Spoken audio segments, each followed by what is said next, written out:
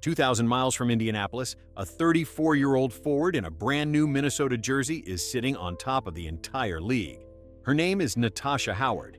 3 championships, a Defensive Player of the Year trophy, and the woman who started all 44 games next to Caitlin Clark last season.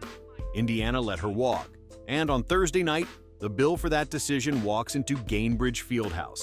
Here's the number that should stop every Fever fan cold. 44. That's how many games Natasha Howard started in an Indiana uniform last year. Every single one. She was the steady veteran in the middle, the one who let Caitlin Clark play her game without worrying about who was guarding the rim behind her. Then the season ended, and Indiana let her become a free agent. No fight, no matching offer. She signed a 2-year deal with the Minnesota Lynx. That's the contract, 2 years, $1.4 million, confirmed by Spotrac. And she went home to the team she won her first ring with. Now look at what that decision became. Minnesota sits at the top of the standings, riding one of the longest winning streaks in the league, and Howard is a starter on the best team in basketball. One Fever beat writer already put it in print. Her exit, in their words, already looks like a stroke of genius. And it's not close.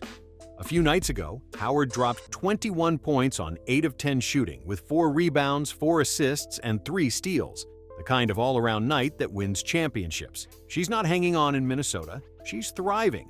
The 34-year-old veteran Indiana decided it had outgrown is playing some of the best basketball of her career for somebody else. And here's the part that should make every Fever fan nervous.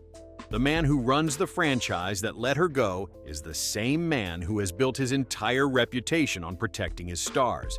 His name is Herb Simon, and on Thursday his bet gets tested. Now, here's where it gets uncomfortable for Herb Simon. He's the longest-serving owner in the NBA.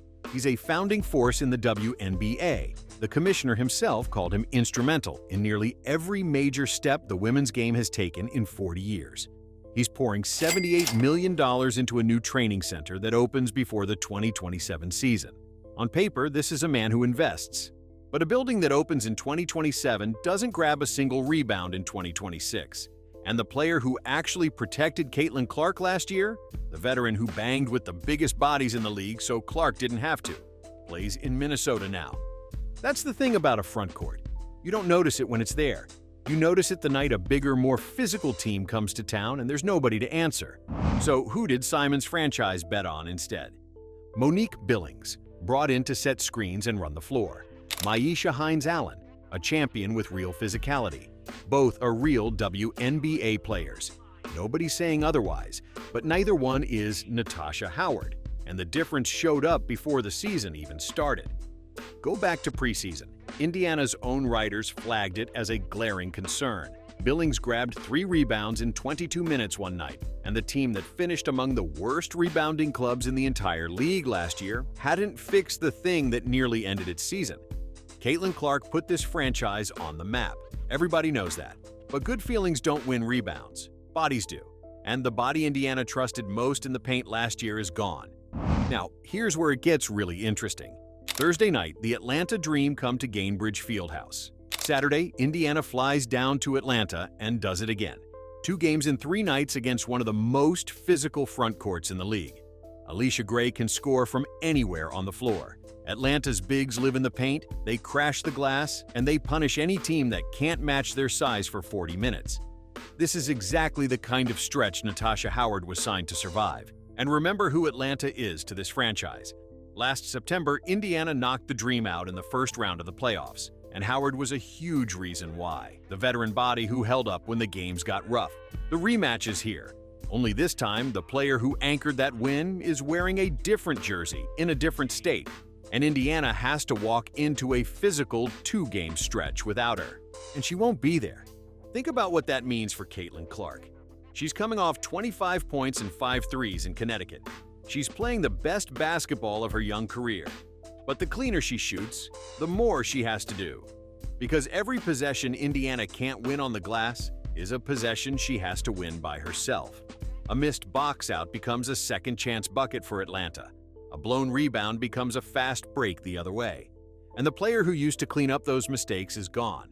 The whole season, the worry around this team has been about one thing: leaving Clark to carry too much. Thursday is the night we find out whether the front office left her carrying the paint too. Longtime fans will remember exactly how good this was supposed to be. Indiana signed Natasha Howard before the 2025 season, a two-time All-Star, a Defensive Player of the Year, drafted by this very franchise back in 2014. She wasn't a flyer. She was the second highest paid player on the roster, about $215,000 behind only Kelsey Mitchell. The pairing of Howard and Aaliyah Boston was supposed to be one of the best defensive front courts in the entire league. And it worked. Indiana pushed all the way to within one game of the finals. They upset Atlanta in the first round. They dragged the eventual champions to a fifth and deciding game in the semifinals before the wheels finally came off. And they did all of it through a season of injuries, with Clark herself limited and the roster stretched thin.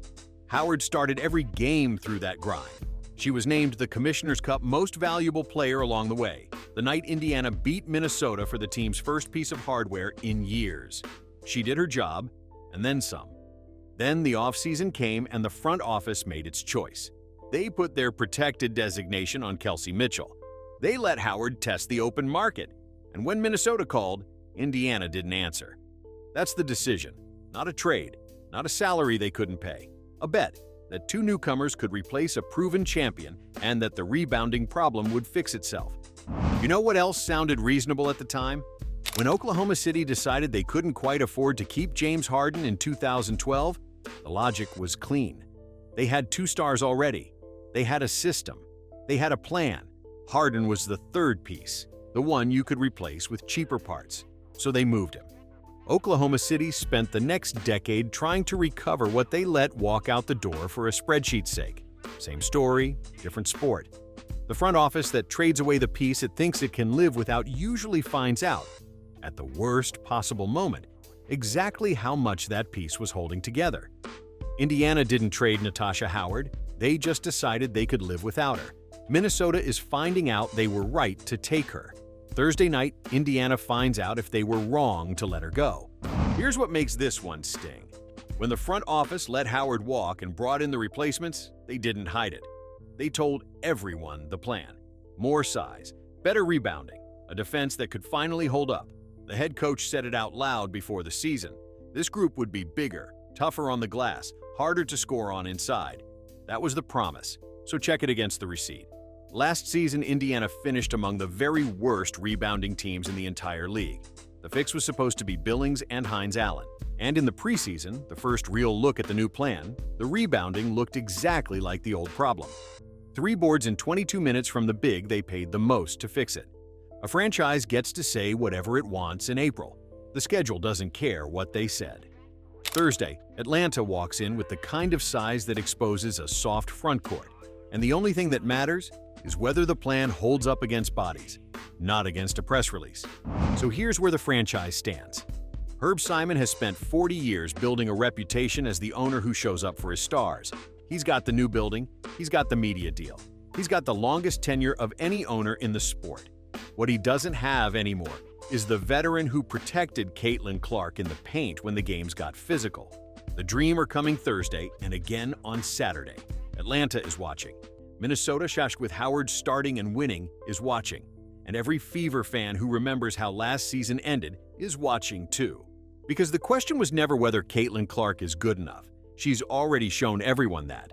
The question is whether the people who run her franchise gave her enough to win with, or whether they let the answer walk out the door for nothing and bet that nobody would notice until the bigger team showed up.